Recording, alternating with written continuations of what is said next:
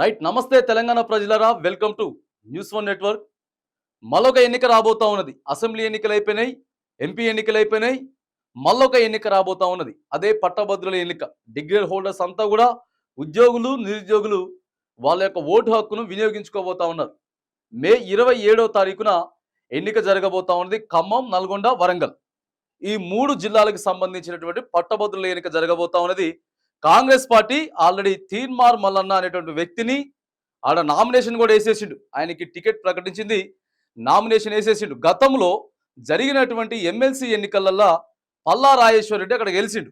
పల్లా రాజేశ్వర రెడ్డి గెలవడంతో పాటు జనగామ ఎమ్మెల్యేగా ఆయన మళ్ళా గెలిచిండు. జరిగినటువంటి అసెంబ్లీ ఎన్నికలలో గెలవడంతో అక్కడ ఉన్నటువంటి ఎమ్మెల్సీ ఎన్నిక ఖాళీ అయిపోయింది. ఆల్రెడీ ఎన్నికల డేట్ కూడా ఎన్నికల సంఘం ప్రకటించేసింది. ప్రకటించడంతో సర్వత్రా ఉత్కంఠ ఏం కొనసాగింది అంటే, మరి తీన్మార్ మల్లన్న మీద ఎవరు పోటీకి దించబోతా ఉన్నది. ప్రధాన ప్రతిపక్షమైనటువంటి బీఆర్ఎస్ పార్టీ ఎవరిని అధికారంలోకి తీసుకురాబోతా ఉందని చెప్పి ఒక 4-5 పేర్లైతే సుదీర్ఘంగా చర్చించి తర్వాత పార్టీ అధిష్టానం ఒక క్యాండిడేట్ను ఫైనల్ చేసింది. ఒక క్యాండిడేట్లు ఫైనల్ చేసి తీన్మార్ మల్లన్నకు సరైనటువంటి గట్టి పోటీ ఇవ్వగలిగినటువంటి వ్యక్తి ఇగో ఇతనే అని చెప్పి మరి ఆయన ఇక్కడ పోటీకి దింపినటువంటి సందర్భం కూడా మనం చూస్తా ఉన్నాం. మరి తీన్మార్ మల్లన్న గెలుస్తాడా, ఓడిపోతాడా? అక్కడ ఉన్నటువంటి ఉద్యోగులు, నిరుద్యోగులు, పట్టభద్రులంతా ఏం ఆలోచిస్తూ ఉన్నారు? ప్రజల కోసం ప్రశ్నించే గొంతుకగా ఉండి ఎప్పుడు నేను ప్రతిపక్ష బాధ్యతలోనే ఉంటా అని చెప్పినటువంటి తీన్మార్ మల్లన్న ఇవాళ మరి ప్రభుత్వాన్ని జోకే కార్యక్రమం చేస్తా ఉన్నాడు. కాబట్టి మరి అక్కడ ఉన్నటువంటి పట్టభద్రులంతా ఎవరికి తీర్పు ఇవ్వబోతా ఉన్నారు? 27వ తారీఖు ఎన్నిక జరగబోతా ఉన్నది. జూన్ 5వ తారీఖున దాని యొక్క ఫలితాలు రాబోతా ఉన్నాయి. ఒకసారి వార్త చూద్దాం, ఎవరిని నిలబెడతా ఉందనేది. ఇక తీన్మార్ మల్లన్నపై పోటీ చేసే బీఆర్ఎస్ అభ్యర్థి ఈయనే. ఇక గట్టి పోటీ అనేటువంటి వార్త కూడా కనపడతా ఉన్నది. రైట్. ఇక తెలంగాణలో ఎన్నికల జాతర నడుస్తుంది. ఓవైపు లోక్సభ ఎన్నికలు రంజు మీద ఉండగానే మరోవైపు పట్టభద్రుల ఎమ్మెల్సీ ఉప ఎన్నికలు కూడా జరుగుతున్నాయి. ఇప్పటికే నోటిఫికేషన్ విడుదల కాగా నామినేషన్ల పర్వం కూడా మొదలైంది. అయితే కాంగ్రెస్ అభ్యర్థిగా తీన్మార్ మల్లన్న బరిలో దిగగా ఆయనపై పోటీకి ఏనుగుల రాకేష్ రెడ్డి దిగుతా ఉన్నారు. ఏనుగుల రాకేష్ రెడ్డి అనేటటువంటి మరి ఆయనకు బీఆర్ఎస్ పార్టీ సీట్ ఇచ్చింది. పట్టభద్రుల ఎమ్మెల్సీ ఎన్నికలు కూడా రసవత్రంగానే జరగనట్టు తెలుస్తా ఉన్నాయి. రసవత్రం అంటే మామూలు రసవత్రం కాదు. ఇప్పుడు మనకి మే 13 తారీఖులోనే ఎన్నిక అయిపోయినట్టు కాదు. మళ్ళా ఒక 15 రోజుల గ్యాప్ తోటే మళ్ళొక ఎన్నిక ఉన్నది. కాబట్టి 3 జిల్లాలు ప్రధానంగా ఖమ్మం, వరంగల్, నల్గొండ ఈ 3 జిల్లాలు కూడా చాలా రసవత్రమైనటువంటి మరి పోరు కూడా జరగబోతా ఉన్నది.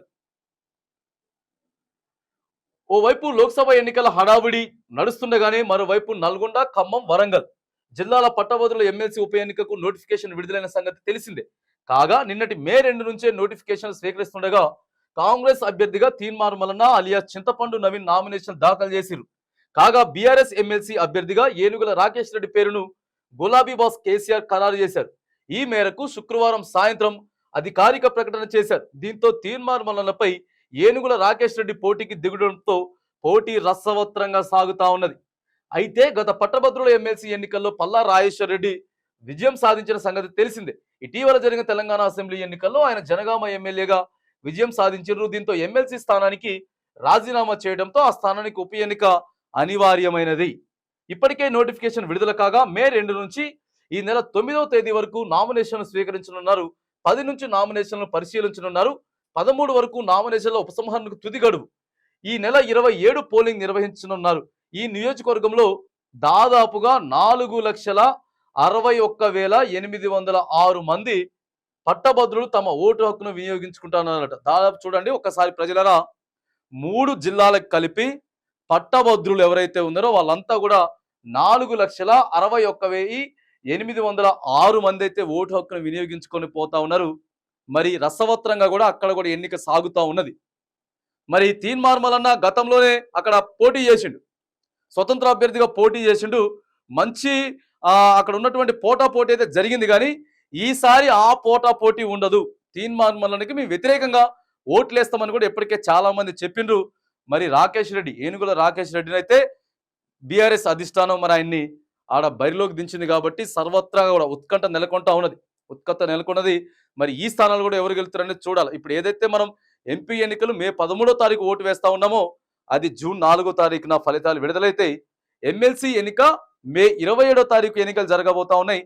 వెంటనే జూన్ 5వ తారీఖు కూడా ఈ ఫలితాలు కూడా వెల్లడి కాబోతున్నటువంటి వార్త. రసవత్రంగా ఎన్నికలు మరిగా ఒక నెల రోజుల పాటు ఎన్నికలతో పాటు రిజల్ట్తో పాటు తెలంగాణ రాష్ట్రం అంతా కూడా హోరాహోరీగా ముందుకు వెళ్తా ఉంది అనేటువంటి అంశాన్ని మనం ఇక్కడ చూస్తా ఉన్నాం.